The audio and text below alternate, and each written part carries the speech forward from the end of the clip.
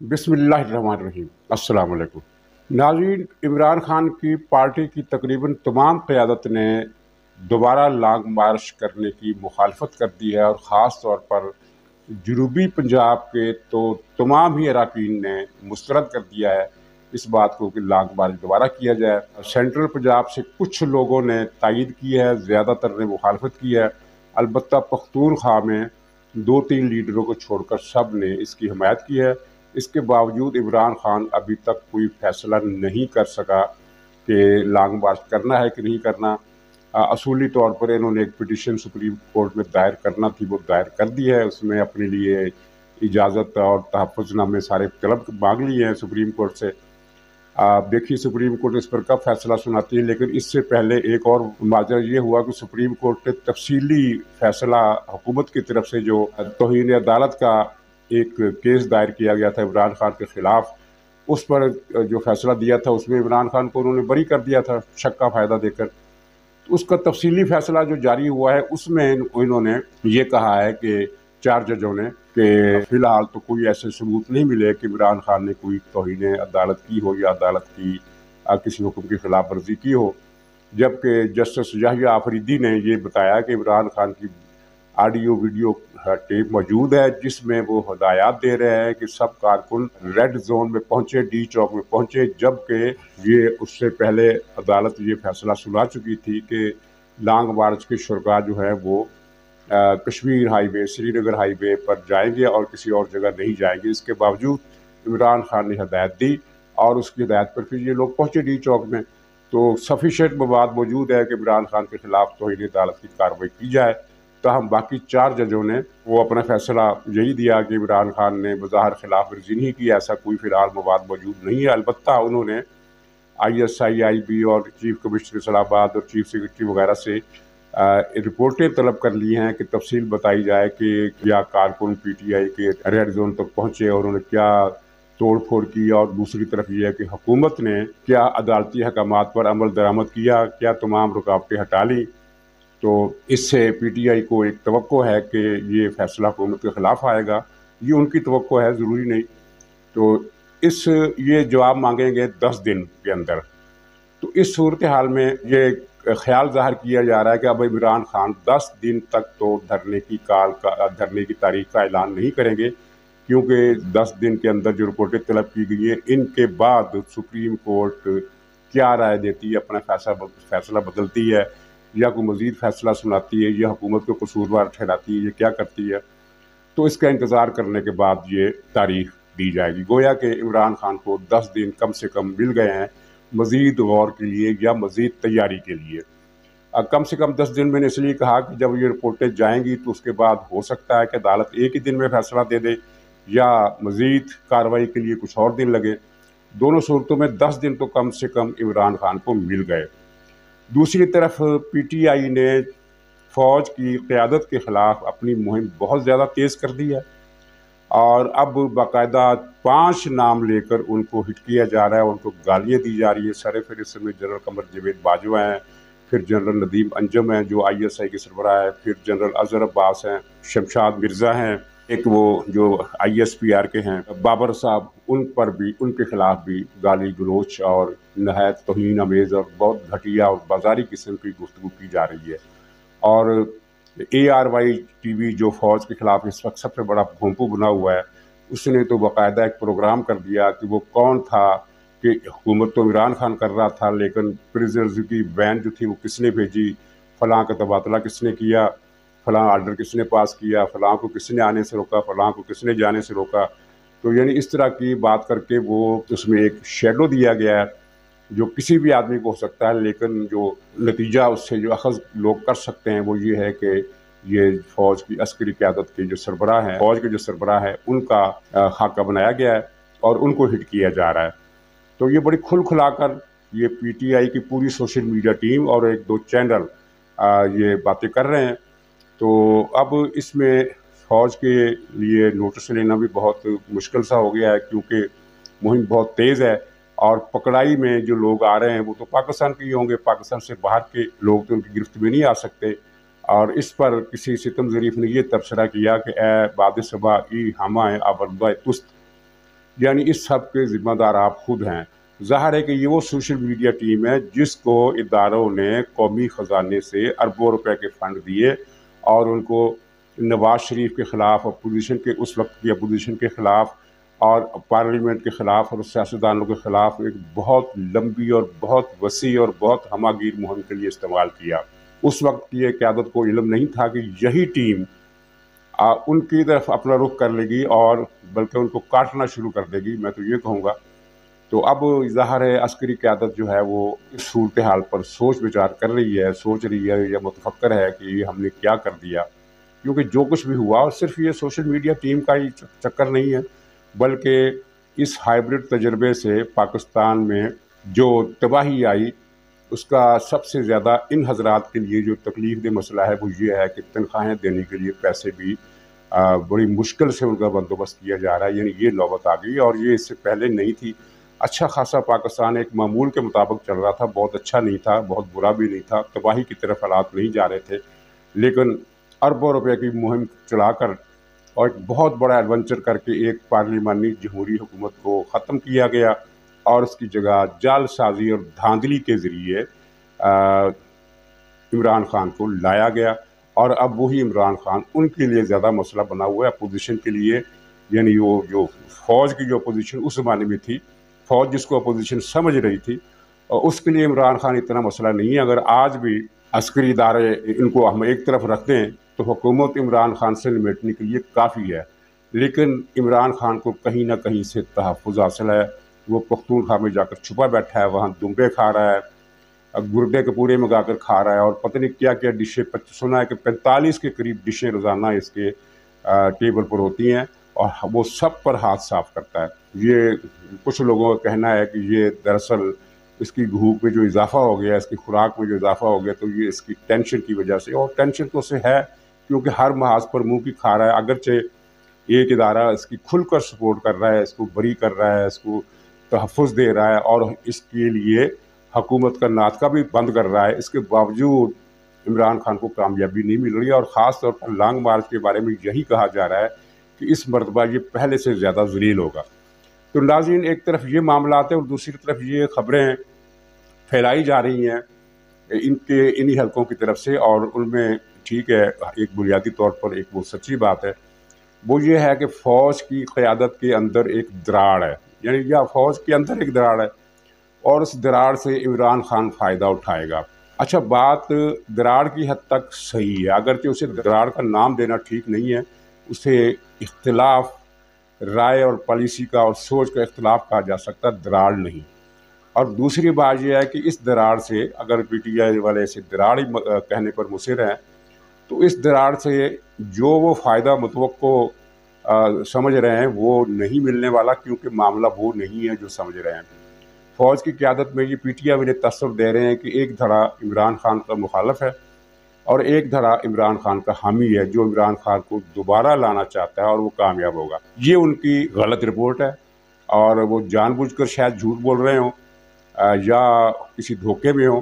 فوج کے اندر جو اختلاف ہے وہ اس طرح کا نہیں ہے، وہ اختلاف اس طرح کا ہے کہ ایک طبقہ یہ چاہتا ہے کہ بالکل غیر جانبدار ہو جانے کی ضرورت ہے،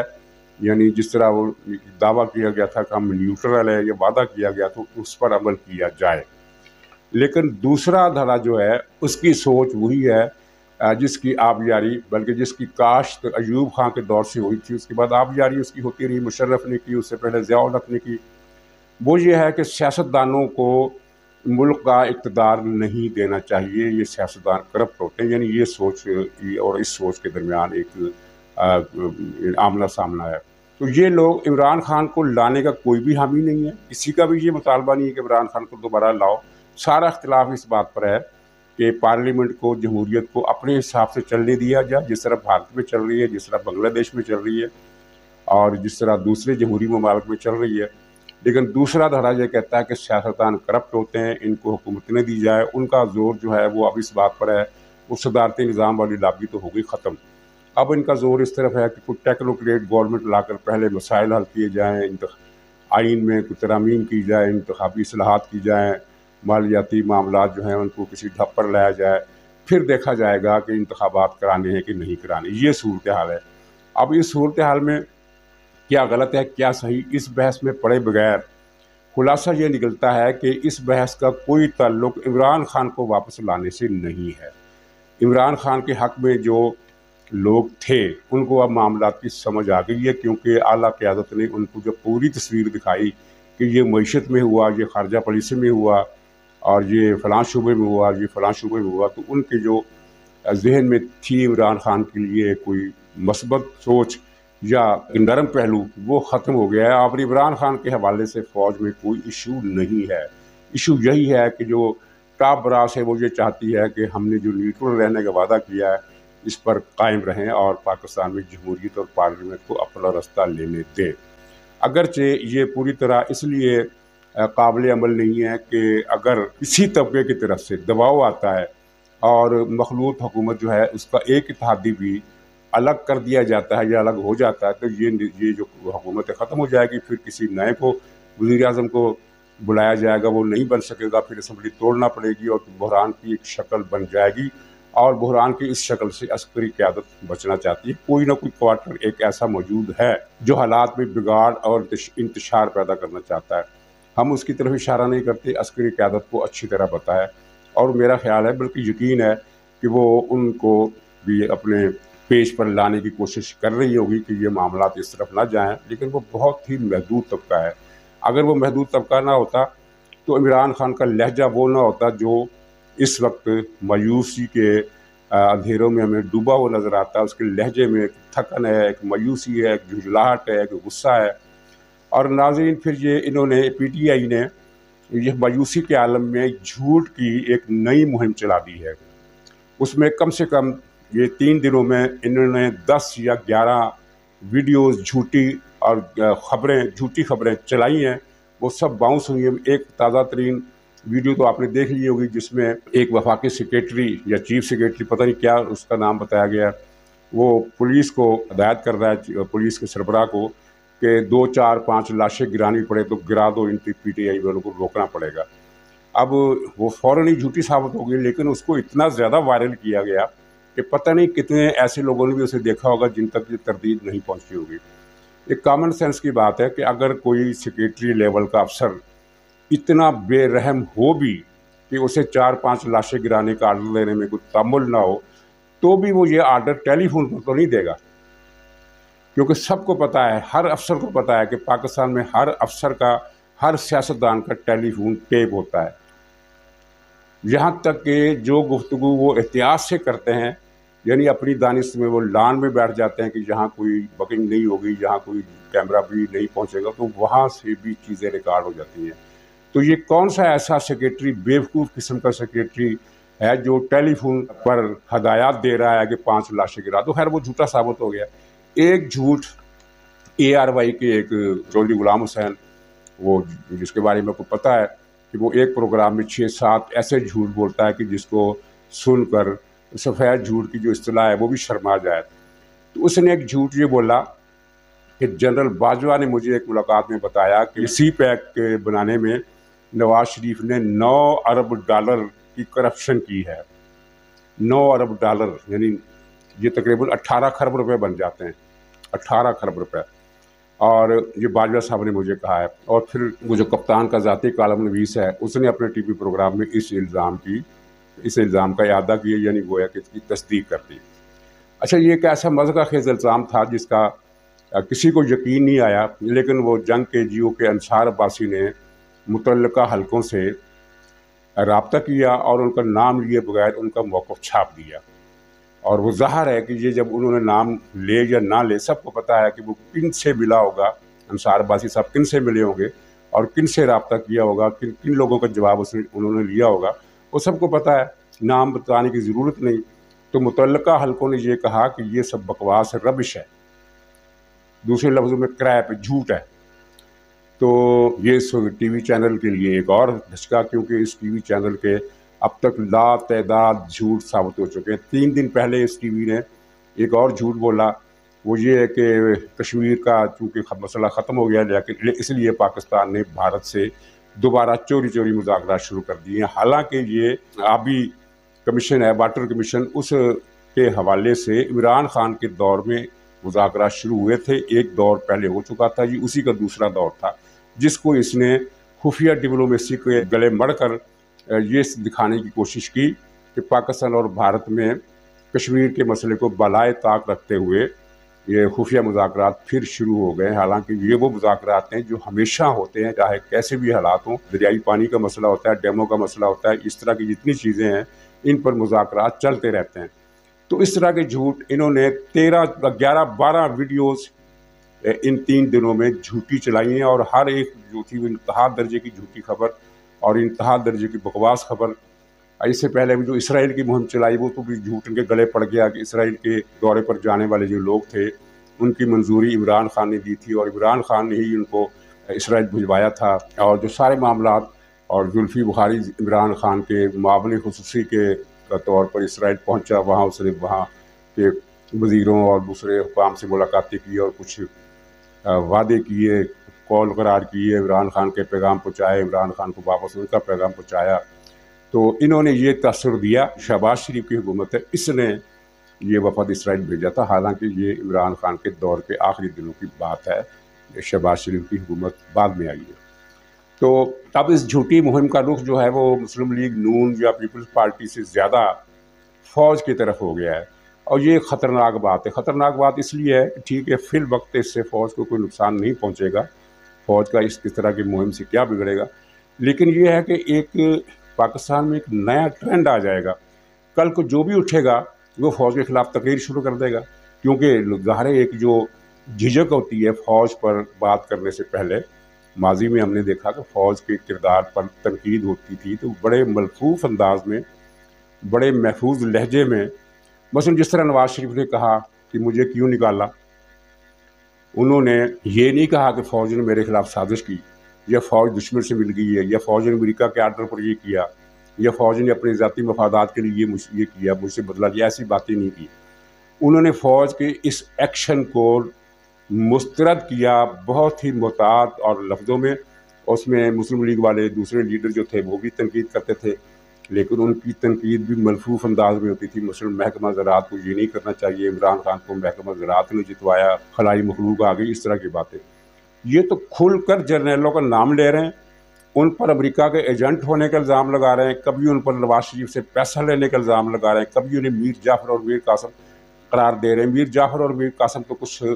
लफ्ज़ रहे ही नहीं। अब जिस तरह वो नंगी ज़ुबान में इनके ख़िलाफ़ इस अल्फाज इस्तेमाल कर रहे हैं, उसका तो पहले तसव्वुर भी नहीं किया जा सकता था। तो मैं एक बार फिर कहूँगा कि इस सूरत हाल के ज़िम्मेदार इमरान खान से ज़्यादा खुद इदारों की क़यादत है, जिन्होंने ऐसे यानी अमन दुश्मन, इंसानियत दुश्मन, इस्लाम दुश्मन, अखलाक दुश्मन, यानी हर तरह के बद किरदार लोगों के एक मजमूए को, जिनकी सरबराही पाकिस्तान का सबसे बद किरदार आदमी कर रहा था, उसको उसके हवाले पूरा मुल्क कर दिया। और 3 साल तक ये हालत थी कि इन्हें नज़र आ रहा था कि ये मुल्क को तबाह कर रहा है, ये मुल्क की जड़ों में बम लगा रहा है, ये मुल्क की जड़ों को खोखला कर रहा है और पाकिस्तान को गिराने के मिशन में है। इसके बावजूद कामल 3 साल तक इन्होंने इमरान खान की मुकम्मल प्रोटेक्शन की और मुकम्मल पुश्तपनाही की। तो फिर अब ये नौबत जो आई है, तो इसे अब संभालने के लिए उनको ज़ाहिर है कुछ न कुछ किरदार अदा करना पड़ेगा, वरना आइंदा के लिए वो जो एक पर्दा होता है बीच में फ़ौज और अवाम के दरमियान, उस पर्दे में कुछ रंग एहतराम का होता है, कुछ रंग रोब का होता है, वो ये पर्दा कायम रहना चाहिए। और इन लोगों को ये अगर इस वक्त बोलती बंद ठीक तरीके से ना की गई, तो कल के हालात में हम क्या कह सकते हैं कि कौन सी पार्टी किस तर्ज अमल का मुजाहरा करेगी। तो नाज़रीन, इजाज़त दीजिए, इंशाअल्लाह अगले ब्लॉग में फिर मुलाकात होगी। तब तक के लिए खुदा हाफिज़।